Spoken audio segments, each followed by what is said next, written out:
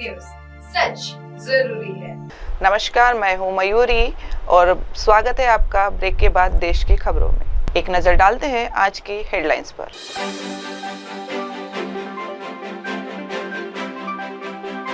भारत पाकिस्तान सीमा पर तनाव, सेना अलर्ट पर। इथेनॉल नीति पर विवाद, मक्का की कीमतें बढ़ी। इलेक्शन कमीशन का नया डिजिटल प्लेटफॉर्म दिल्ली में प्राइवेट स्कूल फीस बिल पर विशेष सत्र। अब खबरें विस्तार से। भारत पाकिस्तान सीमा पर तनाव, सेना अलर्ट पर। जम्मू कश्मीर के पहलगाम में हुए आतंकी हमले के बाद भारत और पाकिस्तान के बीच तनाव और बढ़ गया है। 22 अप्रैल 2025 को जम्मू कश्मीर के पहलगाम में हुए आतंकी हमले के बाद भारत और पाकिस्तान के बीच तनाव चरम पर पहुंच गया है। इस हमले में 26 निर्दोष नागरिकों की जान गई और 20 से अधिक लोग घायल हुए।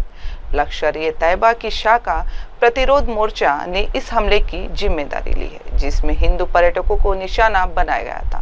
भारतीय वायुसेना को अलर्ट पर रखा गया है और राफेल लड़ाकू विमानों को तैनात किया गया है। पाकिस्तान ने लगातार 11वें दिन सीज़फायर का उल्लंघन किया, जिसका भारतीय सेना ने तुरंत जवाब दिया। रक्षा मंत्री राजनाथ सिंह ने कहा कि देश की सुरक्षा के लिए सेना को पूरी छूट दी गई है और हर चुनौती का मुंहतोड़ जवाब दिया जाएगा। पाकिस्तान की संसद के एक सदस्य ने यहां तक कहा कि अगर जंग छिड़ी तो वह इंग्लैंड चले जाएं। जम्मू कश्मीर के पहलगाम में हुए आतंकी हमले के बाद भारत और पाकिस्तान के बीच तनाव और बढ़ गया है। 22 अप्रैल 2025 को जम्मू कश्मीर के पहलगाम में हुए आतंकी हमले के बाद भारत और पाकिस्तान के बीच तनाव चरम पर पहुंच गया है। इस हमले में 26 निर्दोष नागरिकों की जान गई और 20 से अधिक लोग घायल हुए। लश्कर-ए-तैयबा की शाखा प्रतिरोध मोर्चा ने इस हमले की जिम्मेदारी ली है, जिसमें हिंदू पर्यटकों को निशाना बनाया गया था। भारतीय वायुसेना को अलर्ट पर रखा गया है और राफेल लड़ाकू विमानों को तैनात किया गया है। पाकिस्तान ने लगातार 11वें दिन सीज़फायर का उल्लंघन किया, जिसका भारतीय सेना ने तुरंत जवाब दिया। रक्षा मंत्री राजनाथ सिंह ने कहा कि देश की सुरक्षा के लिए सेना को पूरी छूट दी गई है और हर चुनौती का मुंहतोड़ जवाब दिया जाएगा। पाकिस्तान की संसद के एक सदस्य ने यहां तक कहा कि अगर जंग छिड़ी तो वह इंग्लैंड चले जाएं। जम्मू कश्मीर के पहलगाम में हुए आतंकी हमले के बाद भारत और पाकिस्तान के बीच तनाव और बढ़ गया है। 22 अप्रैल 2025 को जम्मू कश्मीर के पहलगाम में हुए आतंकी हमले के बाद भारत और पाकिस्तान के बीच तनाव चरम पर पहुंच गया है। इस हमले में 26 निर्दोष नागरिकों की जान गई और 20 से अधिक लोग घायल हुए। लश्कर-ए-तैयबा की शाखा प्रतिरोध मोर्चा ने इस हमले की जिम्मेदारी ली है, जिसमें हिंदू पर्यटकों को निशाना बनाया गया था। भारतीय वायुसेना को अलर्ट पर रखा गया है और राफेल लड़ाकू विमानों को तैनात किया गया है। पाकिस्तान ने लगातार 11वें दिन सीज़फायर का उल्लंघन किया, जिसका भारतीय सेना ने तुरंत जवाब दिया। रक्षा मंत्री राजनाथ सिंह ने कहा कि देश की सुरक्षा के लिए सेना को पूरी छूट दी गई है और हर चुनौती का मुंहतोड़ जवाब दिया जाएगा। पाकिस्तान की संसद के एक सदस्य ने यहां तक कहा कि अगर जंग छिड़ी तो वह इंग्लैंड चले जाएं। बढ़ते अगली खबर की ओर। इथेनॉल नीति पर विवाद, मक्का की कीमतें बढ़ी। भारत सरकार ने पेट्रोल में इथेनॉल मिश्रण का लक्ष्य 2030 से घटाकर 2025-26 कर दिया है, जिसके तहत अब 20% से इथेनॉल मिश्रण का लक्ष्य रखा गया है। गन्ने की अनुपलब्धता के कारण इथेनॉल उत्पादन के लिए मक्का का उपयोग तेजी से बढ़ा है। भारत में इथेनॉल उत्पादन के लिए मक्का के इस्तेमाल पर फिल्म बनाम फीड बहस छिड़ गई है। इथेनॉल डिस्टिलरियों की बढ़ती मांग से इन उद्योगों के लिए मक्का महंगा और कम उपलब्ध हो गया है।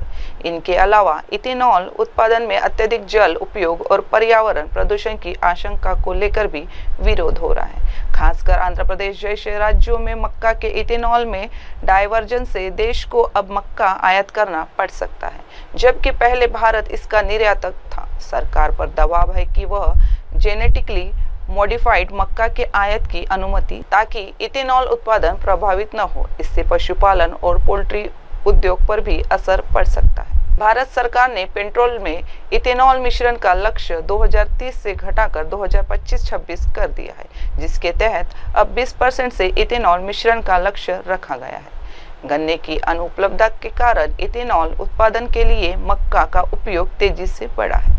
भारत में इथेनॉल उत्पादन के लिए मक्का के इस्तेमाल पर फिल्म बनाम फीड बहस छिड़ गई है। इथेनॉल डिस्टिल लॉरियों की बढ़ती मांग से इन उद्योगों के लिए मक्का महंगा और कम उपलब्ध हो गया है।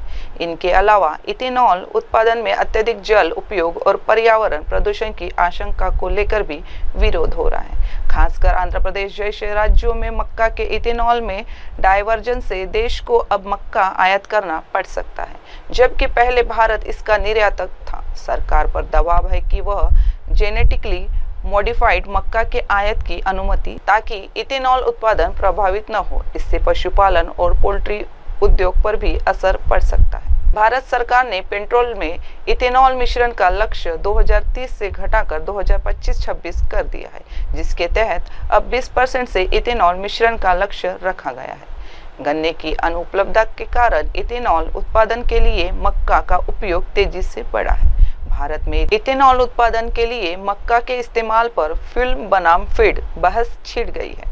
इथेनॉल डिस्टिल लॉरियों की बढ़ती मांग से इन उद्योगों के लिए मक्का महंगा और कम उपलब्ध हो गया है।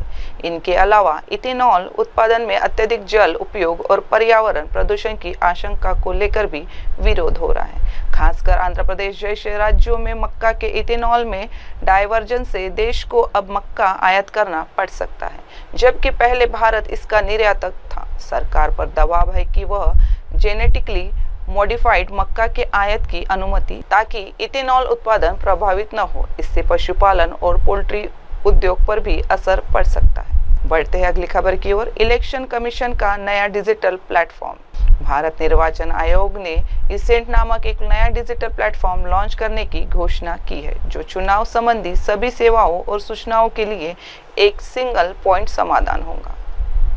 इसका उद्देश्य आयोग की 40 से अधिक मौजूदा मोबाइल और वेब एप्लीकेशनों को एकीकृत करना है, जिससे मतदाताओं, चुनाव अधिकारियों को राजनीतिक दलों और नागरिक समाज के लिए सेवाओं तक पहुंचना आसान हो जाएगा। चुनाव आयोग ने नया डिजिटल इंटरफेस इसेंट लॉन्च करने की तैयारी की है। इसेंट एक आकर्षक यूजर इंटरफेस और सरल यूजर एक्सपीरियंस प्रदान करेगा। प्लेटफॉर्म डेस्कटॉप और स्मार्टफोन दोनों पर उपलब्ध रहेगा, जिससे सभी सूचनाओं संबंधी गतिविधियों एक ही जगह से संचालित किया जा सकेगा।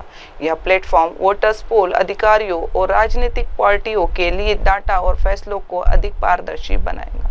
आयोग ने स्पष्ट किया है कि विवाद की स्थिति में प्रिसाइडिंग ऑफिसर का डाटा अंतिम माना जाएगा।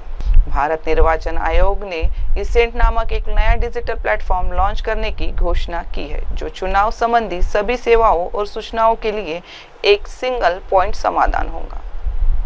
इसका उद्देश्य आयोग की 40 से अधिक मौजूदा मोबाइल और वेब एप्लीकेशनों को एकीकृत करना है, जिससे मतदाताओं, चुनाव अधिकारियों को राजनीतिक दलों और नागरिक समाज के लिए सेवाओं तक पहुंचना आसान हो जाएगा। चुनाव आयोग ने नया डिजिटल इंटरफेस इसेंट लॉन्च करने की तैयारी की है। इसेंट एक आकर्षक यूजर इंटरफेस और सरल यूजर एक्सपीरियंस प्रदान करेगा। प्लेटफॉर्म डेस्कटॉप और स्मार्टफोन दोनों पर उपलब्ध रहेगा, जिससे सभी सूचनाओं संबंधी गतिविधियों एक ही जगह से संचालित किया जा सकेगा। यह प्लेटफॉर्म वोटर्स, पोल अधिकारियों और राजनीतिक पार्टियों के लिए डाटा और फैसलों को अधिक पारदर्शी बनाएगा। आयोग ने स्पष्ट किया है कि विवाद की स्थिति में प्रिसाइडिंग ऑफिसर का डाटा अंतिम माना जाएगा। भारत निर्वाचन आयोग ने इसेंट नामक एक नया डिजिटल प्लेटफॉर्म लॉन्च करने की घोषणा की है, जो चुनाव संबंधी सभी सेवाओं और सूचनाओं के लिए एक सिंगल पॉइंट समाधान होगा। इसका उद्देश्य आयोग की 40 से अधिक मौजूदा मोबाइल और वेब एप्लीकेशनों को एकीकृत करना है, जिससे मतदाताओं, चुनाव अधिकारियों को राजनीतिक दलों और नागरिक समाज के लिए सेवाओं तक पहुंचना आसान हो जाएगा। चुनाव आयोग ने नया डिजिटल इंटरफेस इसेंट लॉन्च करने की तैयारी की है। इसेंट एक आकर्षक यूजर इंटरफेस और सरल यूजर एक्सपीरियंस प्रदान करेगा। प्लेटफॉर्म डेस्कटॉप और स्मार्टफोन दोनों पर उपलब्ध रहेगा, जिससे सभी सूचनाओं संबंधी गतिविधियों एक ही जगह से संचालित किया जा सकेगा। यह प्लेटफॉर्म वोटर्स, पोल अधिकारियों और राजनीतिक पार्टियों के लिए डाटा और फैसलों को अधिक पारदर्शी बनाएगा। आयोग ने स्पष्ट किया है कि विवाद की स्थिति में प्रिसाइडिंग ऑफिसर का डाटा अंतिम माना जाएगा। बढ़ते अगली खबर की ओर। दिल्ली में प्राइवेट स्कूल फीस बिल पर विशेष सत्र। दिल्ली में प्राइवेट स्कूलों द्वारा मनमानी फीस वसूली के खिलाफ अभिभावकों के विरोध और शिकायतों के बाद दिल्ली सरकार ने प्राइवेट स्कूल की फीस को नियंत्रित करने के लिए नया कानून लाने का फैसला किया है। दिल्ली सरकार ने 29 अप्रैल 2025 को कैबिनेट बैठक में दिल्ली स्कूल शिक्षा पारदर्शिता निर्धारण और फीस विनिमय 2025 को मंजूरी दी है। बिल के अनुसार स्कूलों की फीस तय करने के लिए एक कमेटी बनाई जाएगी। बिना कमेटी की अनुमति के कोई भी स्कूल फीस नहीं बढ़ा सकेगा। यदि कोई स्कूल नियमों का उल्लंघन करता है तो उस पर जुर्माना लगाया जा सकता है या उसकी मान्यता रद्द की जा सकती है। इसके लिए 13 और 14 मई 2025 को दिल्ली विधानसभा का विशेष सत्र बुलाया गया है। दिल्ली विधानसभा का विशेष सत्र अगले सप्ताह बुलाया जा सकता है, जिसमें प्राइवेट स्कूल फीस नियंत्रण बिल पेश किया जाएगा। अभिभावक लंबे समय से मनमानी फीस वृद्धि का विरोध कर रहे हैं। सरकार का दावा है कि इस बिल से शिक्षा क्षेत्र में पारदर्शिता और जवाबदेही आएगी। मुख्यमंत्री रेखा गुप्ता ने कहा कि इस कानून से छात्रों के अभिभावकों को राहत मिलेगी और बच्चों का भविष्य सुरक्षित। अब वक्त हो चुका है एक छोटे से ब्रेक का। देखते रहिए MNS न्यूज टीवी। नमस्कार। हाय हेलो नमस्कार, मैं हूं पंकज विष्णु और आप देख रहे हैं MNS न्यूज। आप देख रहे हैं MNS न्यूज, सच